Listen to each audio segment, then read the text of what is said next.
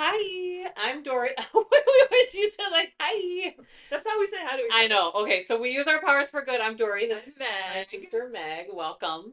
The theme for the this kind of handful of episodes is about boundaries and about getting your needs met. And today we're going to talk about the tricky role of being the responsible one. So I'll start with, well, then we're also going to cover today how you can really care about people and still say no. About when sometimes you're in a group of people and you're kind of feeling the pressure and you say yes, but then you've just said no to yourself. Hmm. And then we'll talk about how boundaries really are just a super lovely, respectful thing that we can do for ourselves and other people. Um, Tricky role of being a responsible. Gosh, as a mom, and especially when I was single, I think it's better when I was single, navigating so much stuff just with myself and the kids. And then, the handful of times I've had a bunch of grief, like after we divorced, and then most recently when our brother passed away. Um, I remember vividly in the kitchen, I'm just sobbing, and one of my kids comes in, and they're like, what can I do, and what do you need, and I'm like, hold on a minute. I'm like, I'm just gonna remind you, it's not your job to take care of me. I'm like, I would love a hug, but other than that, I need to be, really careful. I said this part in my head. I have to be really careful. Like it's not my kid's job to take care of me, right? Hmm. And I was really aware, like when I was first single and trying to figure out what that looked like. Is realizing like, oh, wait a second, if I'm not careful here, legit, my kids are like Right. taking care of me. So then having to figure out how to reach out to my friends that looked simple because I had a busy day at work and I'm drowning after work and the kids are with me. And I'm just having people text me and do simple things that feel uplifting because I don't have the bandwidth for more than that. Um, but then continually saying out loud to the kids, it's not your job to take care of me. I love the hugs. These are things that are appropriate. Are the hugs and the help with meals and cleaning up and that kind of stuff. But beyond that, right. Yeah. And I will be super clear. It takes work to get to a place to realize like, oh my gosh, I legit have these younger people that are dependent on me caring for me, and it's not appropriate. Yeah. Yeah. And what I've noticed from growing my business, I'm training in 4 or 5 people. Experiences I've never had because whatever my life experience has brought me to this place, but I've never had that in my work of Sure. unhappy people working with each other, unhappy Mm. clients.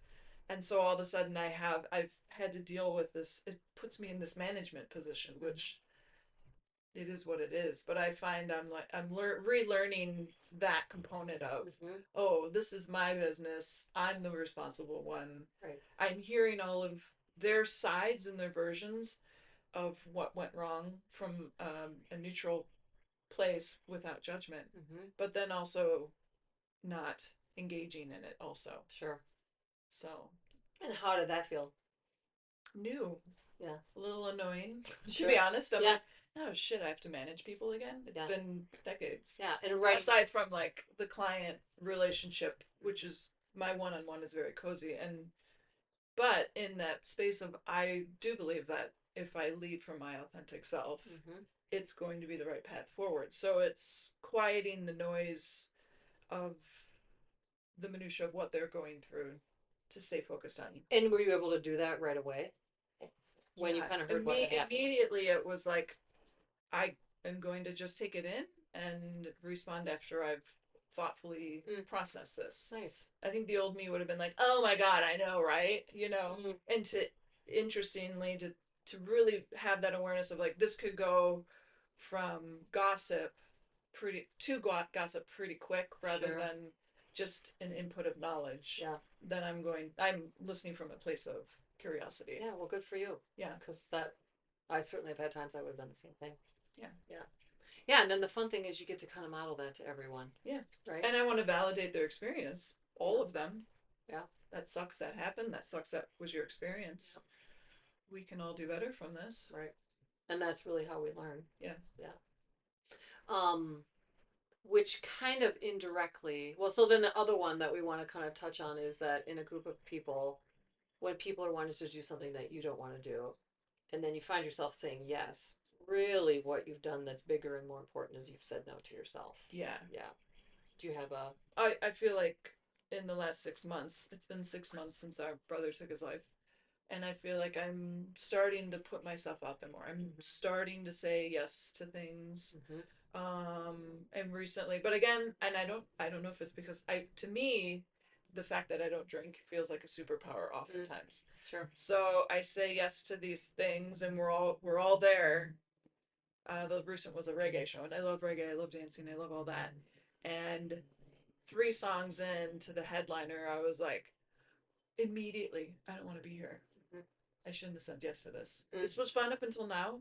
And then it was like, oh, mm, I don't drink. I can drive myself home. mm-hmm. Sweet, bye. Right. And I also didn't say goodbye to anyone. I just texted. I was like, I'm on my way home. This was super fun. Thanks for Bye. inviting me.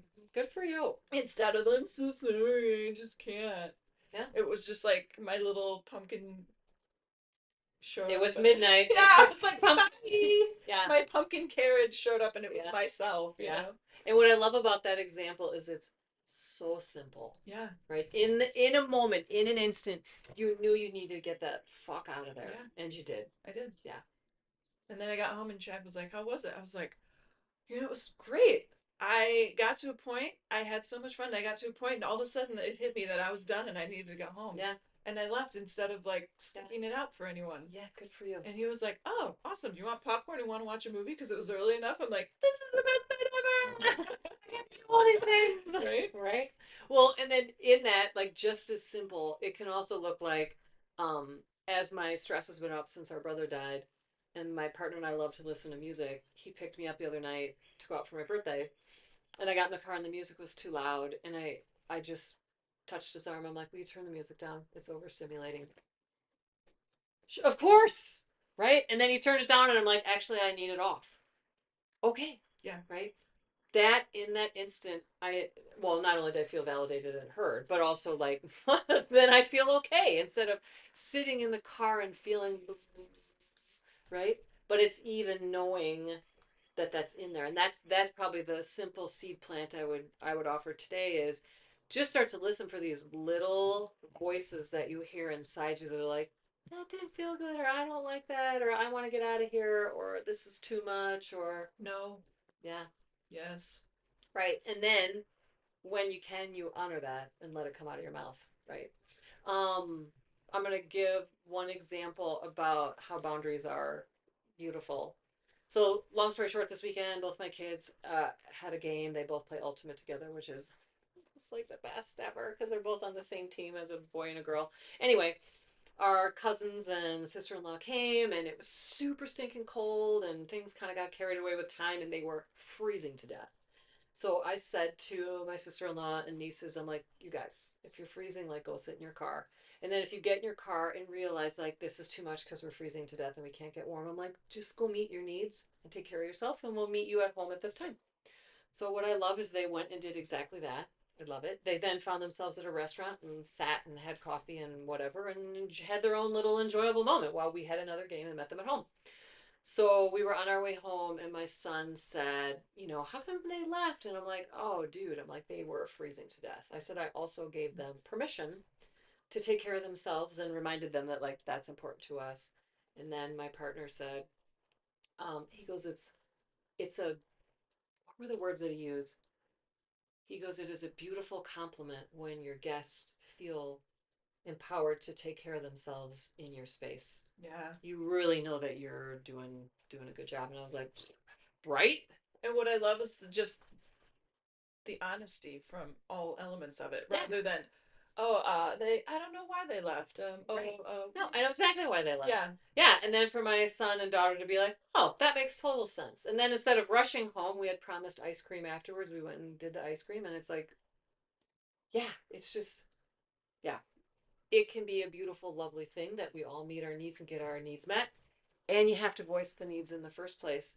And before that, you got to know what the need is. Yeah. So, yeah. So, slow down a little, I suppose. yeah. And just like we've said, I'm not a journaler, but get a notepad out and just periodically write some things that come to mind that you realize that would be meaningful to you. And then start to put some energy in how do you get them met. So Also, probably a theme will come up. right of a super simple thing that you're looking Common for. thread will probably be right there. Yeah. Oh my gosh! Look at the princess and the pea. The throne. This is a princess and Lulu. She's like, actually, I'd like to be a little more visible. So Lulu is a great example. She's getting her needs met, and she's just making it happen. I was like, oh, I love my Auntie Meg. Well, thank you for joining us today on We Use Our Powers for Good, and we'll see you in the next episode. Like, share, and Subscribe. that's right.